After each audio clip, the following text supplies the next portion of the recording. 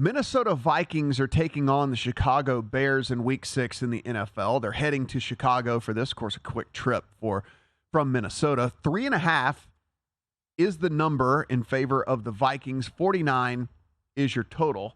So already up to 49 here for this one. We see the Chicago Bears over the last couple of weeks show signs of life on the offensive side of the ball. That said, the defense is still not any good. They're still giving up points. We know that the Vikings giving up points, 27 of those to the Chiefs today. In a Chiefs offense, you're going to say, yeah, but it's the Chiefs.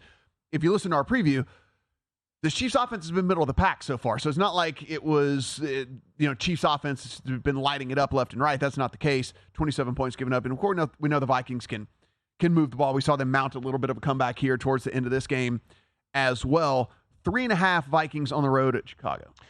Man, I want to play the Bears plus 3.5. I'm not sure if I have the guts to be able to do it. This is a Bears team that's going to have a longer week to be able to prepare for this. It's an in-division game. They're at home, so I tend to lean toward the points at home in that spot in general.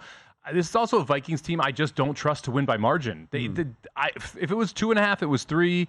I'm probably saying let's play the Vikings here, but that 3.5, they just don't like winning by 7, by 4, right? And we know that they don't like winning by 2 scores, so it's hard for me to get to the 3.5. The other issue here, I need to know if Justin Jefferson's playing in this football game to be able to bet it. Because so that was going to be my angle here, that if you did want the 3.5, if news comes, and this could happen anytime, at any point over the next 24 hours, right? But it could be in the next 24 minutes.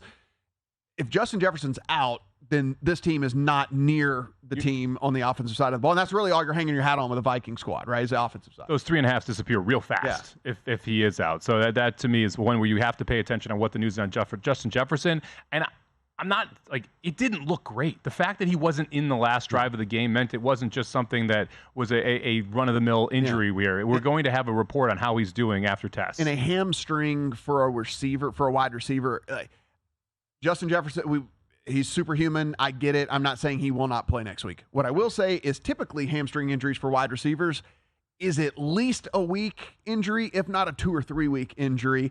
And the point of all of this is what you were saying is when they were trying to drive to tie the game, he was not out there. Yeah. If that tells you how he was feeling with that injury in all this. I guess the other question too, and I'm going to say it, they're 1-4. They have no ties to Kirk Cousins after the end of the season. Do any of these teams that think that they have some sort of outside shot, because it's a rental, right, of Kirk Cousins, probably not going to get re-signed to a long-term deal with any of these teams out there.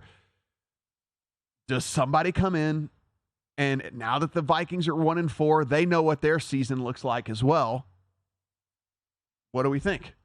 I mean, I was talking about this when they were 0-3. You're kind of running the clock out now in a way. I mean, to be able to trade for a quarterback midseason, be able to get them accustomed to the offensive scheme and get them into your team, it takes a little bit of time. And if you're one of these teams that's looking at trading for a quarterback, you're sitting there at 3-2, 2-3, somewhere around that range. You're not one of the teams that's 5-0 or 4-1 and guaranteed a playoff spot. You're probably pretty happy with your quarterback in that situation. If not, then, yeah, I do think it makes sense to me. The Atlanta Falcons need to make a call to the Minnesota Vikings this week. Desmond Ridder, able to get the win today. He didn't look good.